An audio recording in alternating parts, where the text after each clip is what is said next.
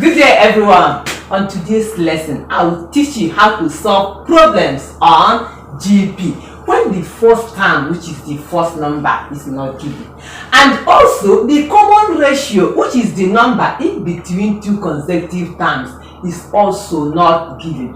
I will teach you how to solve such problem today. Yes, we learn how to solve such problems today. Let's read the question first. Let's take the question and I read. The fourth term of a GP is 384. The fourth term is 384. And the third term is 96. Find the question now. The first term. Put my full stop this time. I like reading questions 2 times, so let me read this one 2 times also. As fast I read. The fourth term of a GP is 384, and the third term is 96. Full stop. Find the question now. The first term. I write my solution. Solution. Okay, and I want to throw light. I want to explain a little before we go into solving. And what do I want to say? The question says that the fourth term, which is number 4 in the GP, and you know I always say that GPs are set of numbers. The question says that the fourth term, which is the number in the fourth position, is 384. Okay, and the third term, which is the number in the third position, is 96.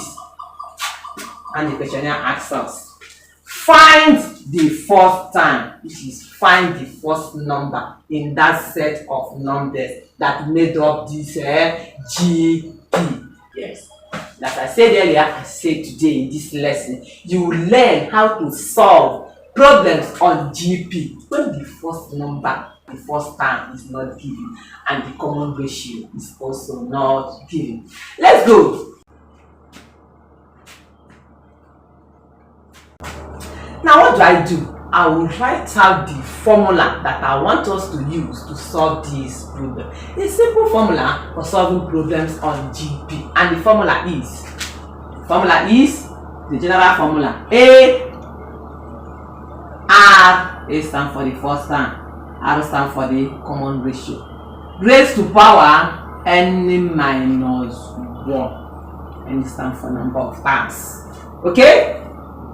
As I written out this formula now, I begin to write out the data. I write out the data given to us in this question. I write the data out, and I start from the first one, which they say the fourth term.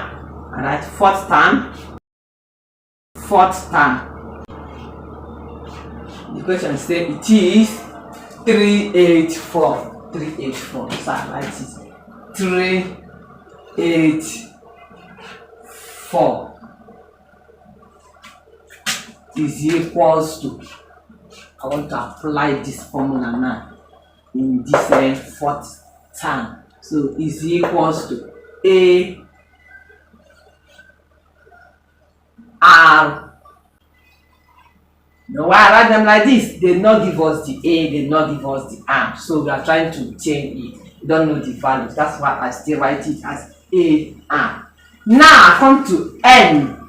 What will be our N? We are talking of fourth term. We are on fourth term. So N, which I say represent the number of terms here now, will be 4. We substitute 4 for this N. Substitute 4 into this N. So it will be AR 4, because we are on fourth term. 4 minus 1, according to the formula. Minus 1. Hope you understand. The same thing I did in this fourth term, I will do in the third term. I will write something like this. Third term. Let me write it in figure. Third, or let me write it the way they wrote it. Third term. They say it is what? The third term is given to us at 96.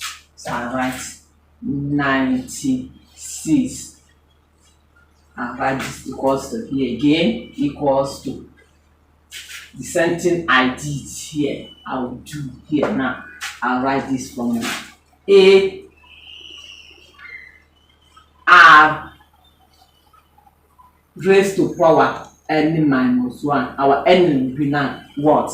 It will be 3 because we are talking of a third time. We are talking of third time. So third means 3. So our n now will be 3. Substitute 3 into this n. It will be 3 minus 1. Okay? We continue. And I'll carry it down again. I'll write it like this. Now, fourth time.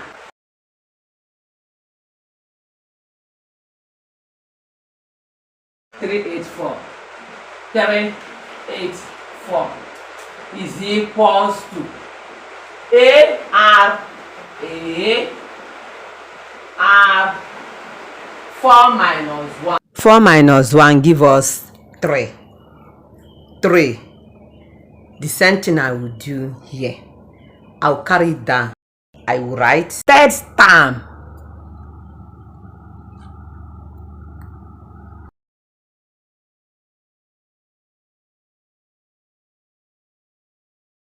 Three minus 1 gives us 2. Okay?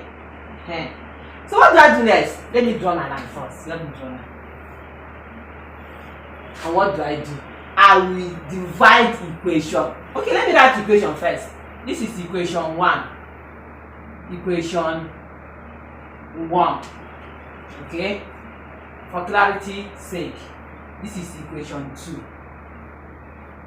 Equation 2. Okay? So what do? I will say divide equation 1 by equation 2. And if I divide it, I will say A cancels A. A is gone. A is out of this equation. R square cancels R cube. It remains 1R. So I write it. Remains 1R. So I write R. Put this equals to. I'm solving backward now. 96 divides 384. What will it give us? It gives us 4. Check it. Calculator. 96 divides 384 gives us 4. So we write 4. Yeah. So what do we have now? We have 4 is equals to R, which simply means R is equals to 4. I want to write it out like that. I write it as R. This R is equals to this 4. Yes, R is equals to 4. Yes. So we have solved and obtained our R, which is the common ratio in this GP as 4. Yes, we have solved and obtained our R, which stands for common ratio in this GP as 4. Though we are not asked to obtain the common ratio, but we need to obtain it because we are using it in this equation. Now what remains? We'll solve further and get our fourth term. Yes, we solve further and get the value of A. Yes, we solve further now to get the value of A, which represents the fourth term. In actual sense, we want to answer the equation that they asked us in this question.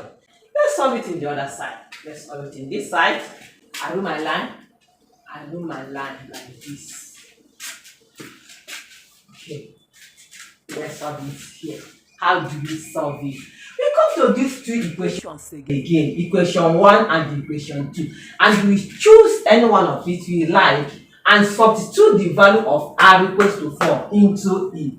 Then we obtain our A. Watch out. Let's do it. First of all, I want to write substitute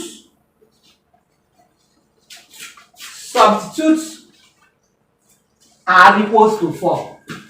R equals to 4 in equation what? Let's choose. I choose equation 2. Why? Because it has smaller numbers. It has 96 and the R raised to power square. Why? Equation 1 has bigger numbers. It has 384 and R raised to power 3. So I choose equation 2. So I write now Substitute r equals to 4. This r equals to 4 into equation 2.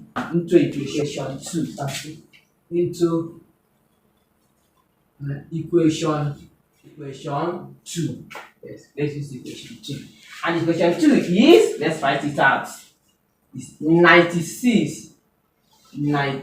I want to write equation 2 out now so I to see it clearly. 96 is equals to AR raised to power 2 This is equation 2 that we want to use now to obtain the value of A. Okay, so we continue.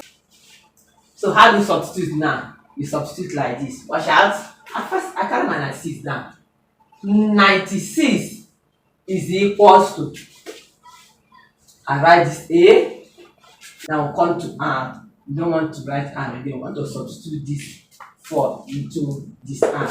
So you write, there's an invisible times here, yes. I will make it visible now, yes. Whenever there's two alphabets in mathematics, there's an invisible multiplication sign in between them. So I make it visible now. Alright, times R now.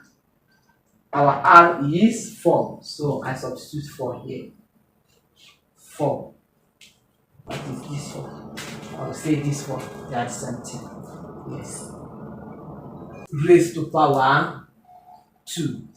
This raised to power 2. Let me put it inside brackets. Okay. Raised to power 2. I continue. I carry down the 96 down. 96 put equals to. Carry down the A down. Put the times. Now I say 4 raised to power 2. It simply means 4 times 4 and it will give us 16. Or maybe I write it out. Let me write it out. Times 4 times another 4 because of these 2. So that it will be more clear. Okay? I continue. I still write down the 96. That equals to, and I continue. I say A times 4 is 4A. 4A times 4 is 16A. So I write 16A. Okay? Approaching the end. What do you do at this junction? Because we are solving to obtain the value of A, which is our first term. We are solving to obtain the value of A. We will divide the two sides of this equation. Divide this equation now by 16, which is the coefficient of A, or simply say which is the number with A, so that A can stand alone, so that we know the actual value of A. So I write 16A divided by this 16. 96 divided by the same 16. And if I cancel 16 cancel itself, what will remain here will be only A. So I write it down. A, put it this equals to here. It's too close. Let me write it here. I write A, put this equals to here. That will say 96 divided by 16. It will give us 6.